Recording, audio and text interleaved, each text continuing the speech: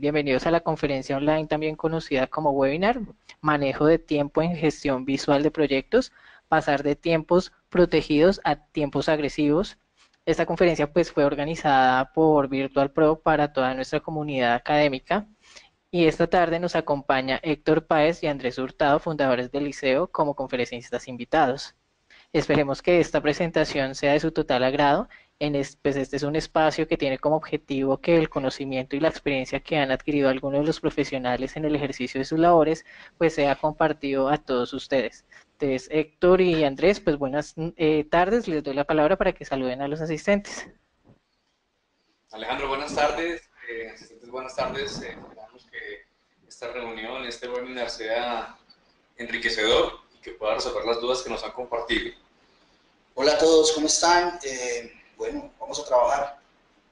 Muy bien, entonces el nombre del webinar es Manejo del Tiempo en Gestión Visual de Proyectos. Como recuerdan, y vamos a ver un poco más adelante el webinar anterior para ubicarnos y contextualizarnos.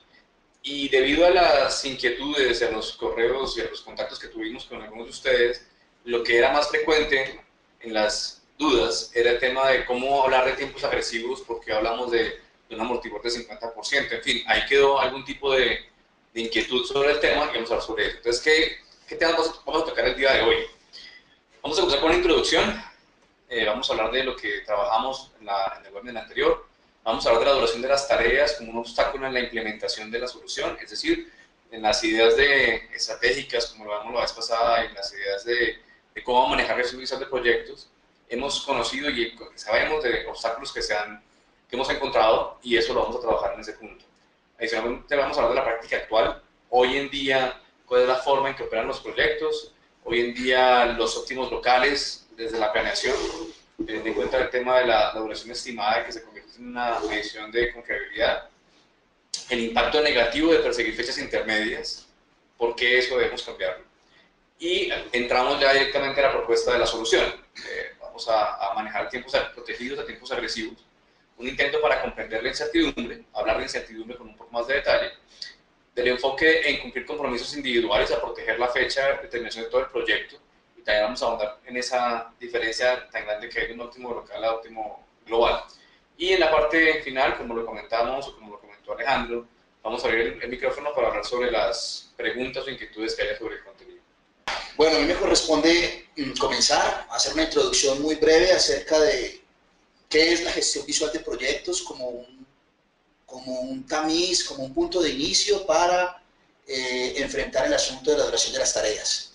La gestión visual de proyectos es una técnica, una solución planteada por el Dr. James Holt que pretende ofrecer a los practicantes una herramienta simple y práctica para empezar a explorar los beneficios que se derivan de emprender un cambio cultural en las organizaciones en lo que se refiere a la planeación y el control de la ejecución de proyectos, ¿cierto?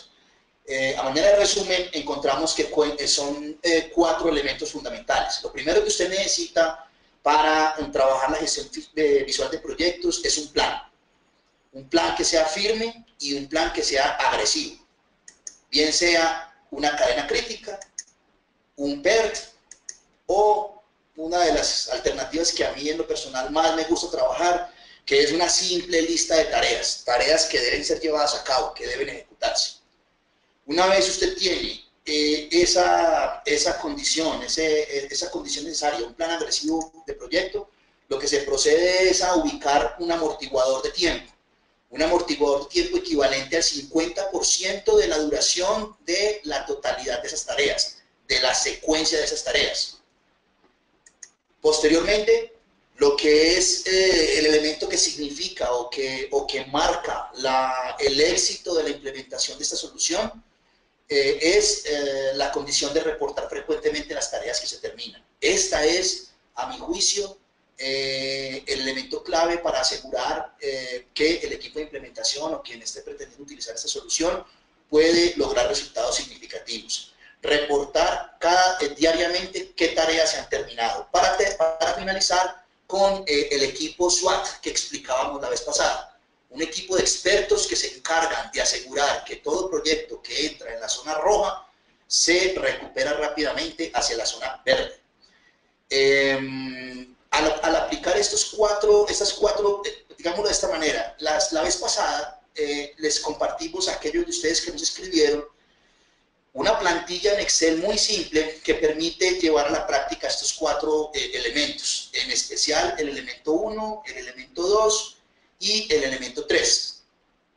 En el material que compartimos la vez pasada está cómo ejercer el equipo de expertos, cómo es que debe funcionar el equipo de expertos. Eso se los cuento porque producto de estos cuatro elementos puestos en esa herramienta y con ese procedimiento van a encontrar ustedes lo que acá se está denominando la gráfica individual y la gráfica de multiproyectos. Estos elementos son muy importantes porque permiten que el equipo de implementación tenga la visibilidad, en el caso de los multiproyectos, cuáles de los proyectos que están transitando por su sistema de ejecución están en riesgo, y en el caso del proyecto individual, cómo es la velocidad, cómo es la relación de velocidad de consumo de amortiguador contra la cadena crítica o digamos la terminación de las tareas que el equipo va alcanzando. Este es, digamos, el punto de inicio para continuar con lo que vamos a estar explorando el día de hoy. De paso, paréntesis, en caso de que tengan alguna duda en cómo aplicar esto, escríbanos o simplemente remítanse al programa anterior. Ahora, después de que cerramos las preguntas la vez pasada, muchas personas dijeron, algunas personas preguntaron, bueno, hay un obstáculo para la implementación. Tiene que ver con cómo hago para definir la duración de las tareas. Este es el objeto de estudio en lo que queda de nuestra sesión del día de hoy. ¿Cómo lo abrimos? Venga, empecemos a mirar un poco qué sucede con las tareas, qué es lo que uno encuentra en una implementación. En una implementación lo que es frecuente es encontrar a los equipos de trabajo dedicando tiempo valioso en la definición negociada, muy entre comillas, de una magnitud. La tarea que tú me tienes que entregar, ¿en cuánto tiempo me la entregas? Entonces lo que encontramos es una especie de estira y afloje. ¿Qué es frecuente encontrar también en esa negociación? En esa negociación es frecuente encontrar el siguiente trabalenguas. Lo primero que uno encuentra es que cada uno sabe, es decir, quien va a ejecutar la tarea y quien está administrando la red, cada uno de esas personas sabe que el otro sabe que es muy probable que ambos se vayan a tratar de proteger. ¿Cómo así? ¿Qué quiere decir eso?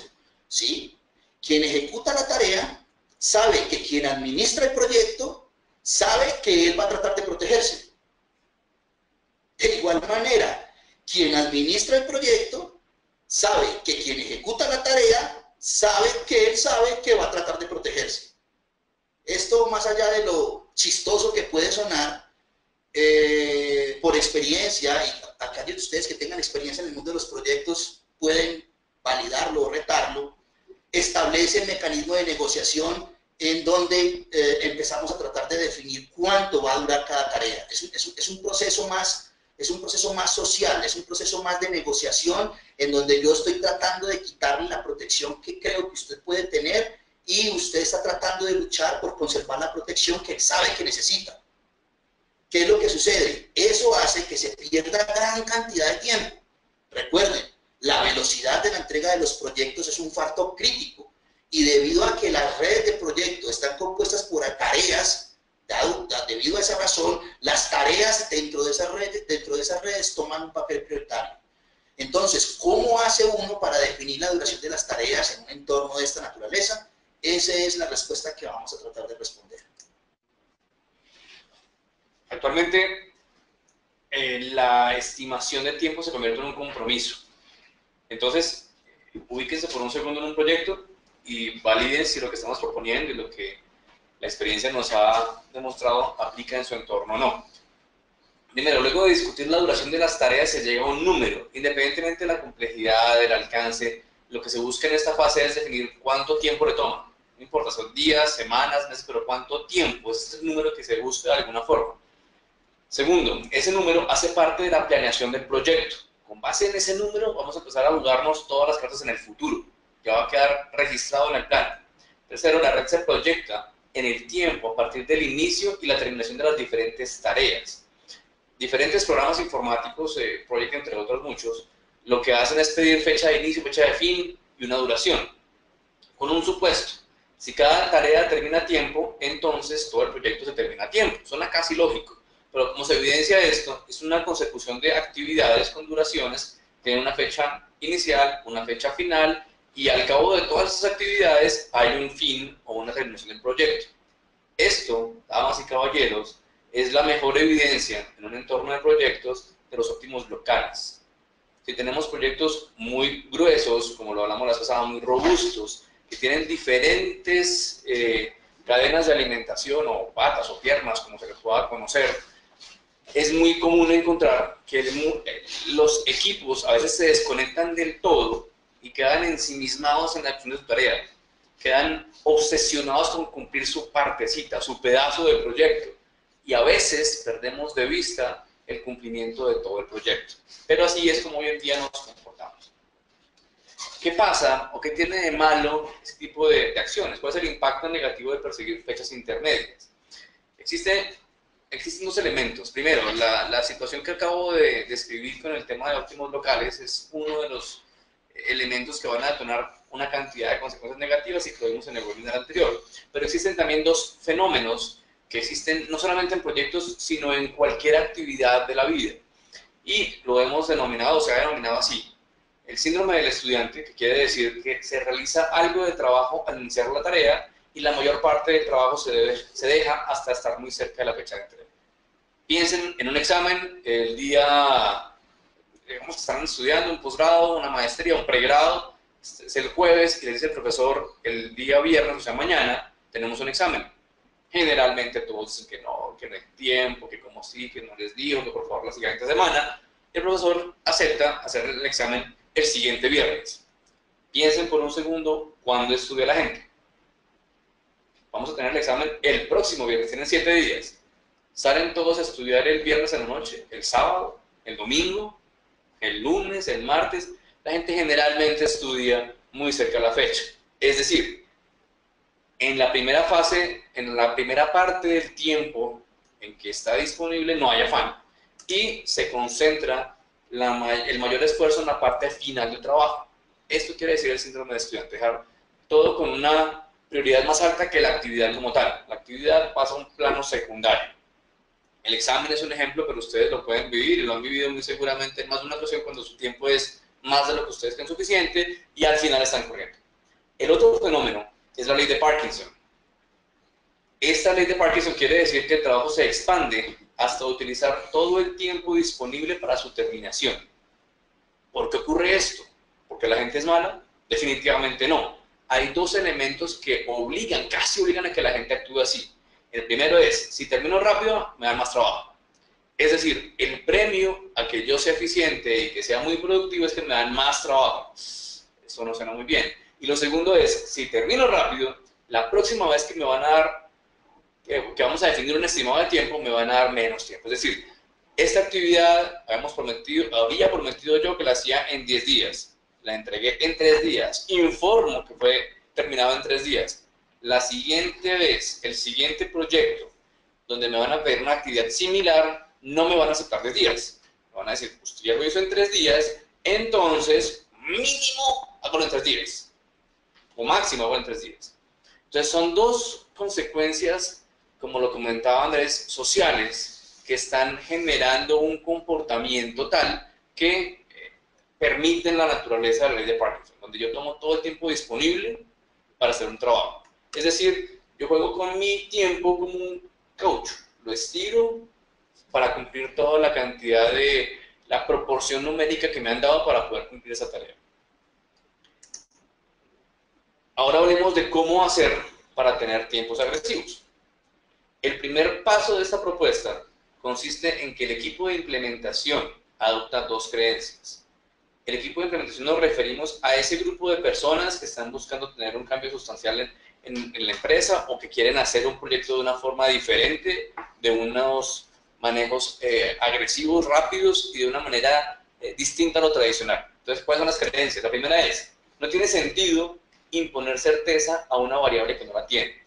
En otras palabras, el tiempo es una función de probabilidades. Y cuando pedimos un único número, queremos convertir las estimaciones en compromisos, en elementos determinísticos, cuando no es así. No hay ninguna actividad a futuro que sea absolutamente verídica. Parte de lo que hablamos en diferentes entornos es quién puede prometer que mañana va a estar vivo, quién puede asegurar que esta noche va a estar vivo. Y debido a eso la incertidumbre es X, pero no se puede asegurar, no se le puede colocar un número determinístico a una función probabilística que tienen los proyectos. Entonces no tiene sentido imponer certeza a una variable que no la tiene, por definición. La otra creencia es que es posible gestionar una red de proyecto con base en la velocidad del consumo del amortiguador, es decir, protección global, en relación con la velocidad de terminación de las tareas. En otras palabras, la manera en que se está proponiendo gerenciar un proyecto es colocando en un segundo plano, en una segunda prioridad, el cumplimiento de la tarea, porque lo más importante es la protección global, es el cumplimiento del proyecto como un todo. Debido a esta lógica, primero, todas las tareas deben entregarse tan rápido como sea posible. Esto genera una cultura distinta. Esto genera una forma de trabajar diferente porque yo tengo cierta presión para comenzar y acabar todo lo más rápido posible. Y la segunda vez, si el proyecto está en rojo, recuerden la gráfica de fiebre que nos comentó Andrés, que tiene dos colores, rojo y verde. Si está en rojo, hay que recuperar la protección que se ha perdido. Es decir, al colocar tiempos agresivos, lo que yo trato de hacer es quitar toda la protección que eventualmente le pongo a la tarea. Me remito nuevamente al ejemplo de los 3 y los 10 días. Yo voy a decir, ¿sabe qué? Esa tarea, si me va muy bien, la acabo en 3 días. Pero si la acabo en más tiempo, en 4 o en 5 días, no me vaya a castigar, sencillamente consumimos ese amortiguador global del proyecto, entramos a zona roja, eso quiere decir esa gráfica, y hay que tomar las medidas del caso para recuperar ese tiempo que se consumió en una actividad que tenía una duración definida. Entonces, aquí el tema es cómo todo el equipo empieza a trabajar de una forma distinta, es una cultura diferente de comunicación entre los proyectos, basándonos en tiempos que son agresivos pero cumplibles. Ambas creencias abren la posibilidad de lo siguiente. Primero, eliminar el síndrome del estudiante y el Parkinson. ¿Por qué? Porque le estoy quitando toda la protección innecesaria a las tareas. Segundo, acelerar la velocidad de terminación de los proyectos. ¿Por qué? Porque toda esa protección interna que yo estoy acumulando al final como un óptimo global me va a permitir reducir sustancialmente la duración inicial de proyectos. Tercero, enfocar a todos los participantes en alcanzar el óptimo global, la terminación del proyecto. Esto es muy importante porque todos hablamos, independientemente de la forma de manejar el proyecto, que lo más importante es que el proyecto termine a tiempo. Pero la evidencia que hablamos en el webinar anterior y que muy seguramente ustedes, practicantes de proyectos, han notado, es que los proyectos o están tarde, generalmente, o por fuera del presupuesto, o sin cumplir el alcance. Entonces, esa práctica o ese ideal de tener un óptimo global casi nunca se logra. La propuesta de manejar así los tiempos con gestión de proyectos es pasar de óptimos locales, donde cada uno quiere cumplir lo suyo a costa de lo que sea, y pasar a óptimos globales, a tener un equipo sincronizado que esté buscando cómo generar el mayor impacto de toda la organización, de todo el equipo, y eventualmente puede colaborar de alguna forma con más capacidad o sentir el apoyo de los demás al tener una colaboración de alguien del equipo para poderse recuperar de su tarea que tuvo algún retraso. Entonces, ese digamos que es un cambio muy importante, es un cambio fundamental y de alguna manera podríamos llegar a proponer como un cambio sustancial en la forma de manejar los proyectos.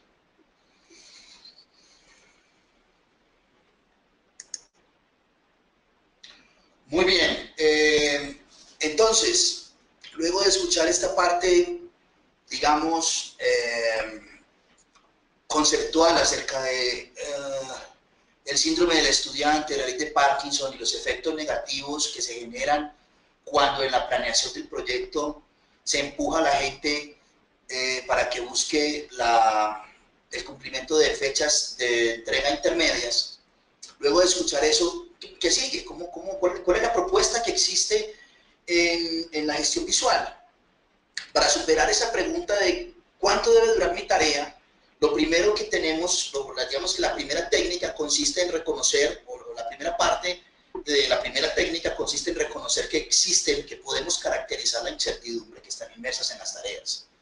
Podemos encontrar tres tipos. Una incertidumbre alta, que es una incertidumbre típica en los entornos de investigación y desarrollo, donde definitivamente no hay intuición, no se sabe, ¿sí? Cuánto puede durar, no se sabe, ¿no? Es un campo desconocido, ¿sí?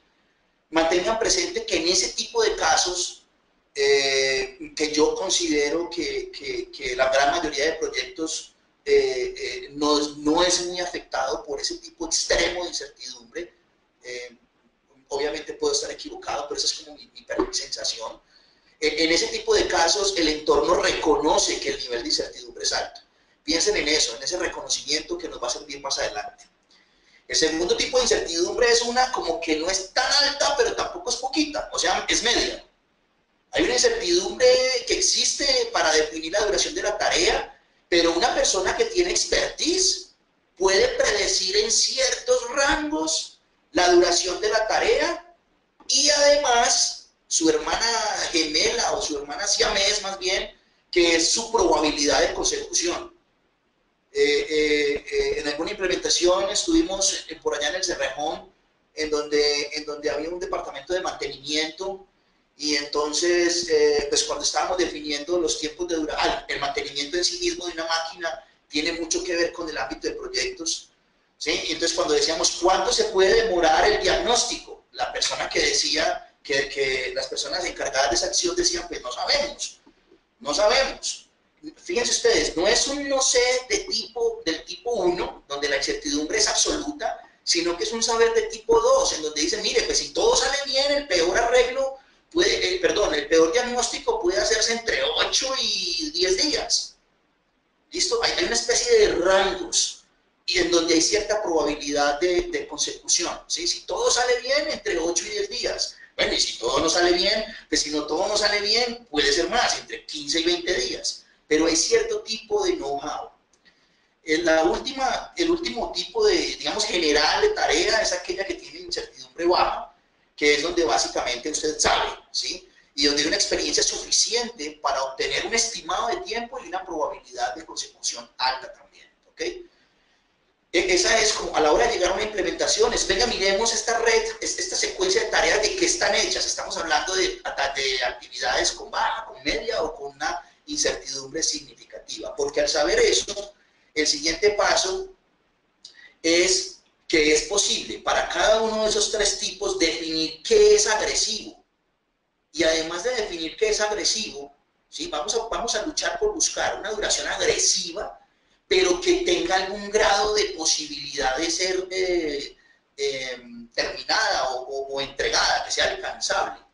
¿Listo? ¿Por qué por qué lo llevamos de esa manera?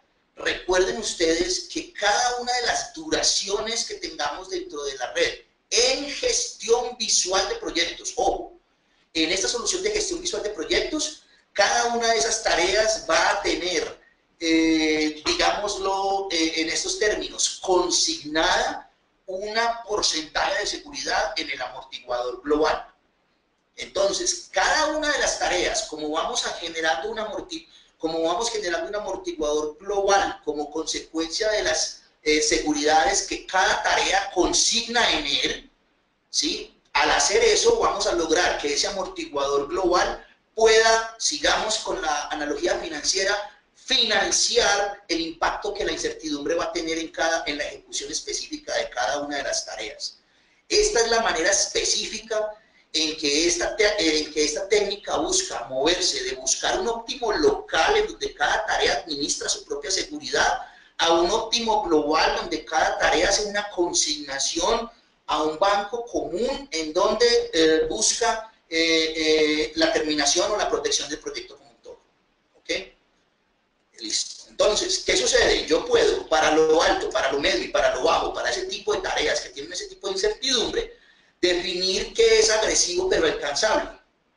Por ejemplo, cuando se trata de una incertidumbre muy alta, la recomendación nuestra es seamos tan paranoicos como lo permita la duración del proyecto. Recuerden, en ese tipo de ámbito, yo como investigador puedo decir, mire, yo voy a empezar a trabajar en esto, voy a estar buscando, explorando este conocimiento, y yo estimo que me puede durar un mes, pero no lo sé. ¿Listo? Soy paranoico, puedo decir que un mes estoy con cierto grado de protección paranoica, pero los demás van a reconocer que es posible que yo alcance o es posible que yo no alcance. ¿Listo? Muy bien. Entonces, la gente cuando reconoce ese nivel de incertidumbre, por definición, el equipo de implementación tolera esa ambigüedad. Ambigüedad que se va haciendo menos tolerable cuando la incertidumbre es media o cuando la incertidumbre es baja. Cuando la incertidumbre es media, hombre, decida una duración más pesimista, la más pesimista que tolere. Coja sus intervalos y diga, venga, hermano, si todo sale bien, ¿cuánto podría ser? ¿Sí? De tal forma de que usted pueda apuntarle el límite inferior de la duración, ¿listo? Con una probabilidad del 50% de ser, digamos, conseguida la tarea. En ese sentido, el pesimismo. ¿Sí? Yo creo, mire, yo creo que me puede demorar 8 días, pero lo más probable es que me demore más. No importa, no importa. Ese no importa cuando quien está planeando y quien está pactando esa duración dice, mire, sabemos que se va a demorar más. Es muy probable que usted se demore más, pero recuerde que usted tiene una protección del proyecto que lo va a estar, digamos, protegiendo contra el impacto de la incertidumbre. Cuando se da esa comunicación es que el equipo se deja de enfocar en lo que no tiene tanto sentido y empieza a enfocarse en lo que sí tiene más sentido. Es decir, deja de enfocarse en los óptimos locales y en el cumplimiento de tareas individuales para empezar a pensar en el flujo del proyecto como un todo. Y cuando estamos hablando de duración de complejidad baja, entonces lo que decimos es utilice la duración equivalente a una probabilidad del 50% de entregar a tiempo. De nuevo, misma lógica. Lo más probable, muchacho, es que usted se demore más tiempo. O lo más probable, señorita, es que usted se demore más tiempo. No importa, usted va a tener un amortiguador de proyecto, ¿sí? Que va a estar soportando ese incremento en esa duración de tiempo. ¿Listo? Eso sí, como sabemos que usted se puede tomar más tiempo, y esta es parte de la belleza de este planteamiento, cuando le pregunta el ejecutor, ¿cuánto tiempo más me puedo demorar? ¿Sí? Básicamente en la ejecución la respuesta es, demórese lo menos posible, es decir, entregue tan rápido como sea posible. Bueno, estas son, digamos que estas son algunas reglas básicas para tratar de definir ese compromiso.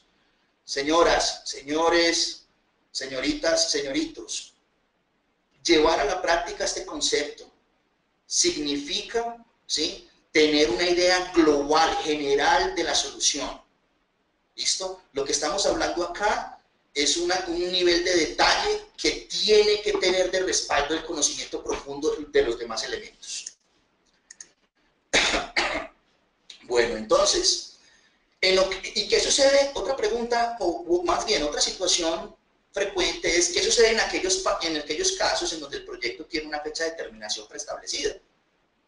¿Sí? ¿Qué sucede cuando a mí me dicen, es que Andrés, como nos han dicho, Andrés, lo que pasa es que si yo hago esto y pongo estas duraciones de esta manera, la fecha de terminación o la cantidad de tiempo que yo necesito para ejecutar el proyecto es más grande que el tiempo que tengo desde hoy hasta la fecha preestablecida? ¿Qué hago en esa situación? Bueno, todavía, incluso en esa situación todavía hay algunas alternativas. Por ejemplo, lo primero que hay que hacer es tratar de reducir la protección de las tareas al máximo. Y la otra técnica es el pushback, que lo describíamos en la sesión pasada. ¿Qué significa el pushback? Quiere decir que cuando usted entra a la ejecución del proyecto, si es imposible reducir la duración de las tareas o la protección de las tareas, cuando usted entra a la ejecución del proyecto, usted no entra en un estado de estabilidad, sino que por definición entra directamente en estado rojo, lo que lo lleva de manera inevitable a presionar a todos los recursos dentro de la red para que aceleren la velocidad de terminación de las tareas, de tal forma que puedan recuperar el amortiguador que se perdió. Es decir, en esos casos es muy probable que el proyecto entre con un estrés significativo.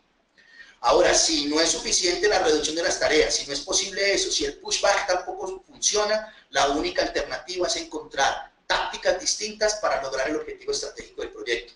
Es decir, modifique la red vía diferentes tareas o incremente el número de recursos que hagan que se ejecuten las tareas de manera más acelerada y más rápida. En resumen, ¿sí? Esta es una solución que parte de los 4 elementos que les mostramos al principio. Esa es la clave de todo, ¿sí? Ahora, a la hora de definir las tareas, escribíamos en el folleto o, digamos, en el brochure de esta presentación, encontramos muchos equipos de implementación que se enfrascan en discusiones acerca de cuál debe ser la duración estimada. En el contenido de este taller, de este seminario, perdón, de este webinar, encontramos algunas reglas técnicas, pero somos conscientes de que para poder llevar esto a la práctica quizás se necesite algo más. Nosotros estamos abiertos, estamos disponibles para resolver las dudas y para contribuir a aquellos de ustedes que quieran llevar a la práctica esta herramienta, lo puedan hacer a partir de aquellas contribuciones que podamos hacer como consecuencia de la experiencia que tenemos en este tipo de implementación. A continuación, lo que vamos a hacer es mostrarles un video de 3 minutos en donde un gerente de proyectos, Héctor ya lo va a presentar en detalle, va a mostrar cuál fue su experiencia con nosotros. Por favor, tengan en cuenta, miren en los argumentos que tiene este señor, dense cuenta que su principal reconocimiento no está en el uso de la técnica, en el uso de un software, en el uso de un programa de computador. Escúchenlo para que traten de deducir en dónde es que él pone su principal atención. Entonces los dejo. Sí, Andrés, como lo acabaste de comentar, Freddy Rengifo, el que va a dar el testimonio en 3 minutos, es el gerente de la oficina de proyectos, es el PMO de Cemex regional. Todos los proyectos que, sin contar México, hasta Colombia, son administrados por él. Entonces, sin más preámbulo, aquí les dejamos el testimonio de Freddy.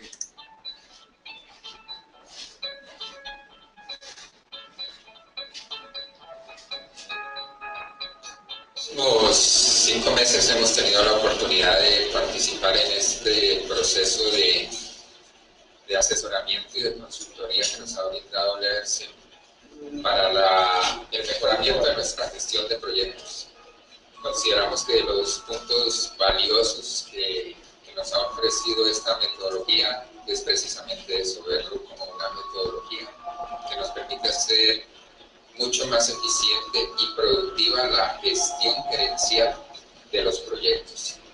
Al principio, dado que requería un esfuerzo en la parte y un cambio, hicimos algunos cuestionamientos y una reacción natural de oposición, pero nos dimos la oportunidad de estudiar, de investigar, de profundizar y de encontrarle todo el valor que nos puede aportar esta metodología.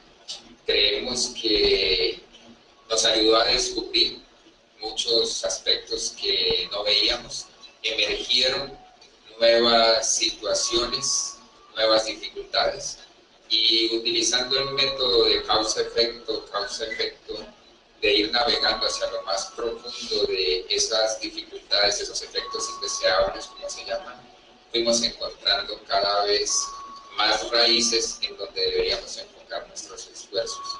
Consideramos que hoy tenemos una visión más global del flujo de los proyectos, desde su origen, desde el surgimiento de su necesidad, hasta la parte final de su ejecución y de su cierre, y que permite que enfoquemos, que nos mantengamos con el foco en donde debemos hacer nuestros mayores esfuerzos para solucionar los problemas que existen, tanto en la parte de ejecución en la parte de planeación, en la parte de diseño, en la parte de anteproyecto y en la parte de detección de las necesidades.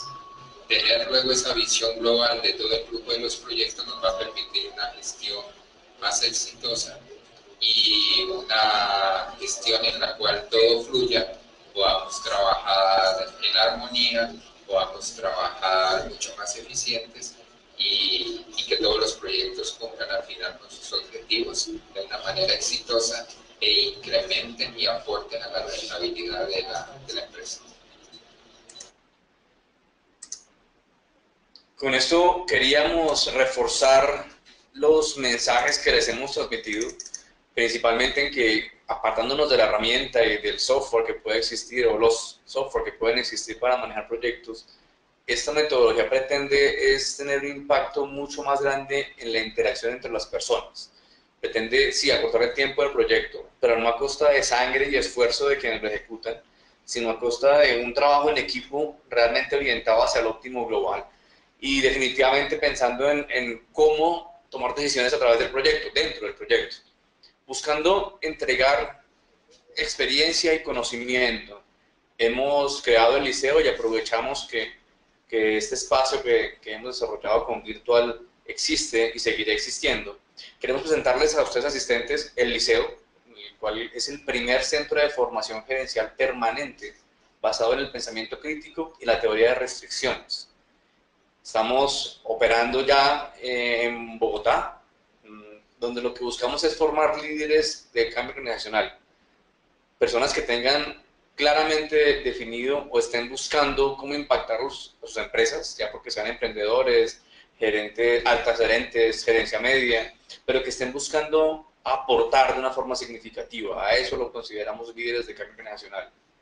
Y queremos también dar la opción de que empresas que estén buscando cómo mejorar sustancialmente su desempeño puedan acercarse a nosotros, acercarnos a ellas y definir una manera de entregar conocimiento personalizado, porque generalmente también hemos encontrado que muchas entidades dicen eso aplica bien para otra empresa, eso es Cemex en este caso del ejemplo, es que es muy grande, es que Cemento, la mía es más pequeña, la mía maneja codificación y no aplicaría, pero al principio siempre tiende a ser el mismo y tratamos de personalizarlo. Entonces ese segundo punto de formamos empresas a la medida de sus necesidades, lo que pretende es eso, entrar a aportar de una manera enfocada y lo más seria y comprometida posible a algún programa que sea a la medida de cada organización. Para terminar, y en línea con lo que acaba de manifestar Héctor, cuando estuvimos empezando la conversación con Virtual, decíamos, bueno, nosotros necesitamos algo que sea concreto, que sea pragmático, que sea aplicable en la realidad, ¿sí? Estos dos seminarios, estos dos webinars que hemos tenido en gestión visual de proyectos, los diseñamos pensando en esa dirección. Y bueno, como les decía, estamos acá listos para apoyarlos, cualquier iniciativa que ustedes tengan de implementación.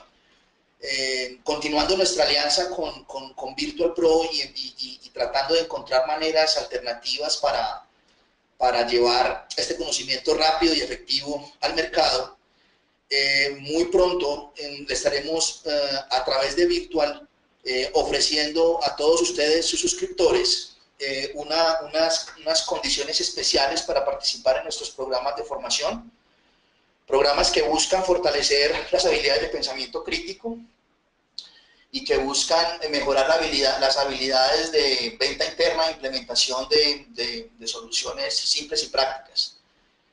Para el próximo mes de julio, que creo lo más probable es que este sea el primer sitio que les haremos llegar a través de Virtual a todos ustedes, vamos a estar lanzando el tercer laboratorio para gerentes, en donde los temas básicos están registrados como subtítulos: identificar el punto de mayor impacto organizacional, aplicar el modelo simple y robusto para el cambio de paradigma, desarrollar el modelo de persuasión y venta interna y aprender a utilizar el modelo de planeación y control de la ejecución de proyectos estratégicos. Esto es lo que viene, está abierto para todos ustedes y con esto doy un bizcocho a las preguntas. Escuchamos preguntas, qué dudas tienen, y ya entonces para cerrar el seminario.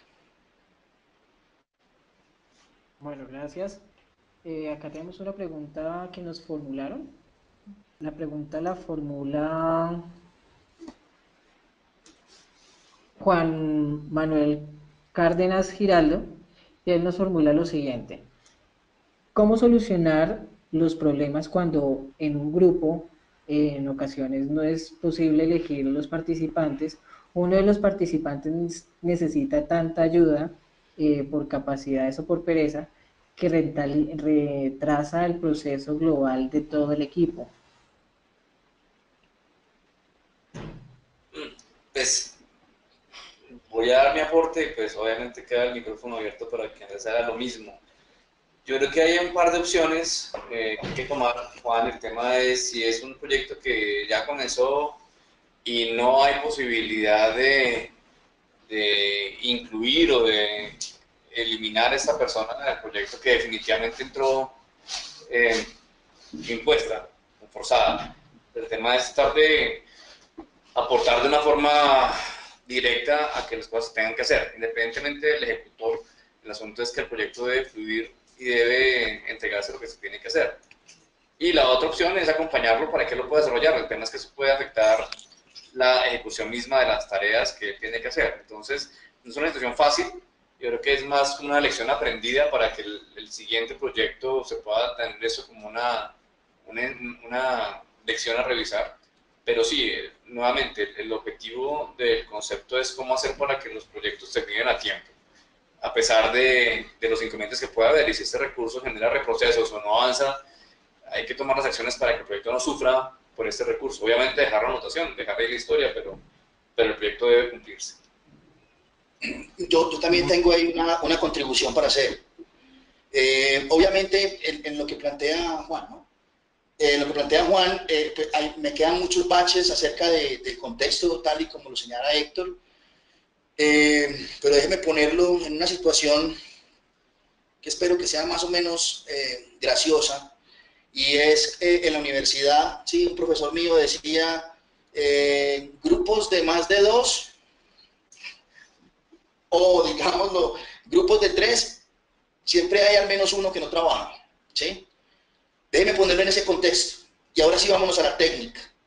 La respuesta para Juan es, mire, si usted logra tener el visto bueno y la colaboración del stakeholder, de la persona que está interesada en que el proyecto se entregue, ¿sí?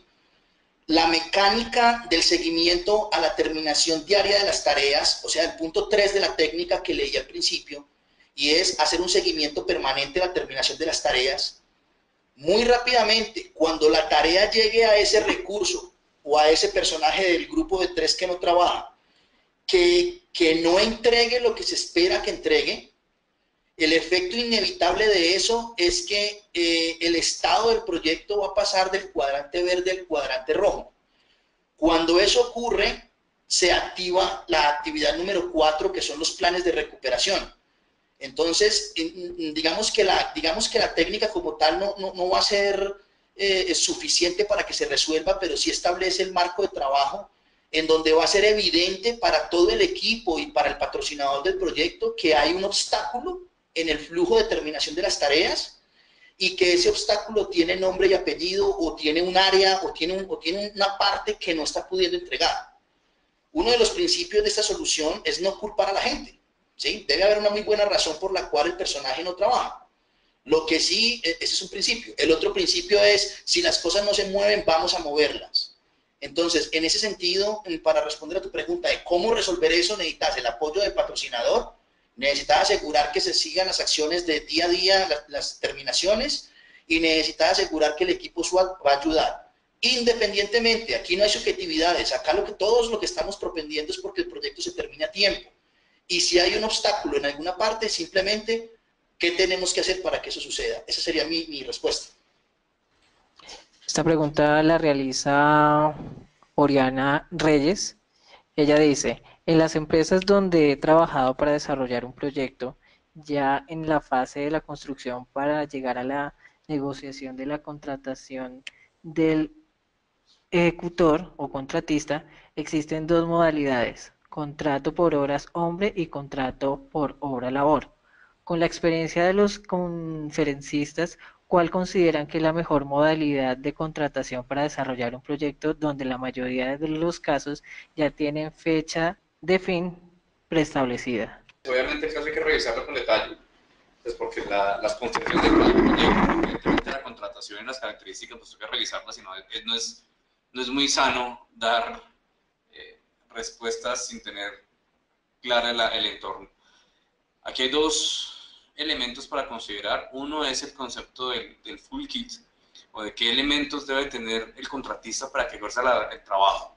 Es decir, en la comunicación contratista-contratante, generalmente hay especificaciones que van y vienen, pero también generalmente existe la posibilidad que no fluya toda la información completa en el proceso.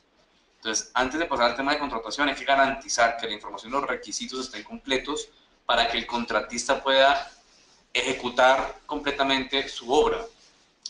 El tema de diseños, de planos, de adecuaciones, a veces toman más tiempo, no porque el contratista no lo pueda hacer, sino porque hay información que falta y sería muy peligroso entrar a ejecutar. Entonces, insisto, en el conocimiento del caso, la primera recomendación es revisar que todo lo que requiere el contratista para terminar un trabajo lo tenga al comenzar el trabajo. Y eso se logra mediante lo que conocemos como full kit, tener todos los elementos listos para poder ejecutar completamente. Y lo segundo, hay que revisar el tema de las ramificaciones negativas o de los problemas que tiene de contratar de una forma o de otra.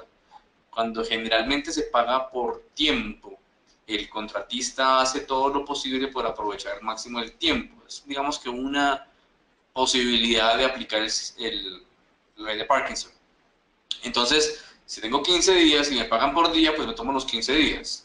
Entonces, eso de alguna forma puede reducir la velocidad de entrega del trabajo contratado o proyectado, porque digamos que va a proteger su óptimo local, que es el tema del pago. Entonces, alternativas a esto, sí, pagar por entregable y dar un bono por cumplimiento, por entrega antes de tiempo. Entonces, ese indicador permite que no solamente entregue como se debe entregar la actividad que se le contrató, sino también tenga un interés adicional de acabar rápido, que es lo opuesto a pagar por duración, porque la gente va a tomar más tiempo. Entonces hay que revisar de pronto ese par de elementos para poder realmente impactar de una forma positiva el proyecto que nos comenta la participante. Bueno, muchas gracias. Tenemos otra pregunta generada por Claudia Durán. Ella dice lo siguiente: buenas tardes, tengo la siguiente pregunta. ¿Existe algún punto de encuentro entre el método de la cadena crítica y el planteado a través de este webinar? Bueno, Claudia, muy buena pregunta. Va una respuesta de carácter histórico y otra de carácter técnico.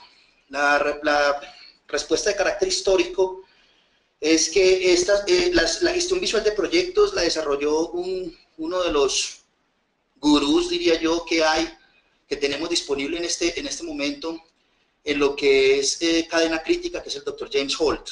Y la gestión visual nació como una forma para resolver varios de los problemas que implicaba para una organización emprender la transformación cultural que la cadena crítica requiere.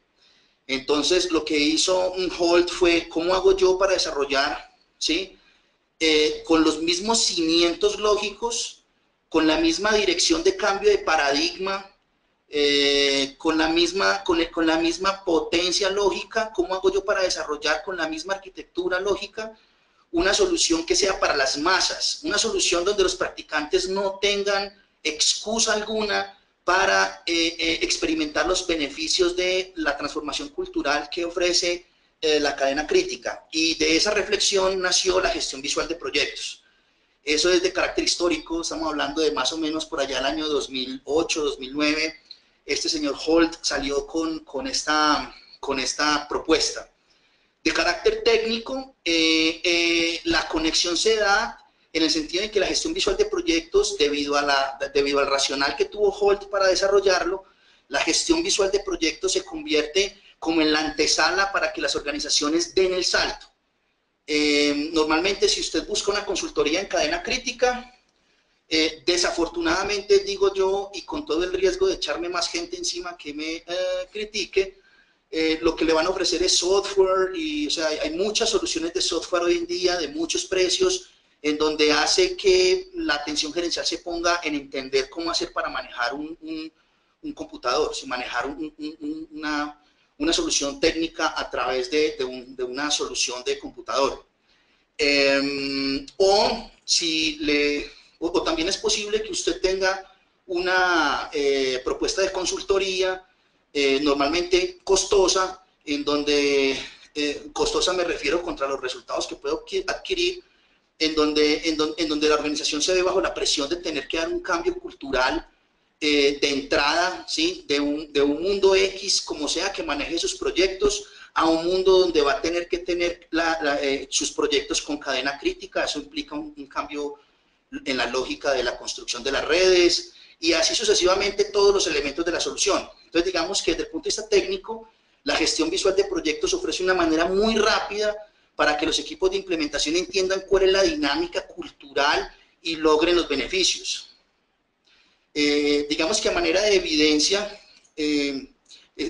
mostrando el caso de Cemex, fíjense ustedes que una empresa de ese tamaño, manejando proyectos enormes, los proyectos de atención técnica, el cambio cultural que expresó Freddy Rengifo viene como consecuencia de utilizar la gestión visual de proyectos, ¿sí? Entonces ahora ellos tienen varios meses de expertise que pueden utilizar para hacer un juicio de valor acerca de cómo dar el salto hacia la utilización de cadena crítica con todos sus detalles y pergaminos. Entonces, eso creo yo que puede ser una respuesta a esa cuestión.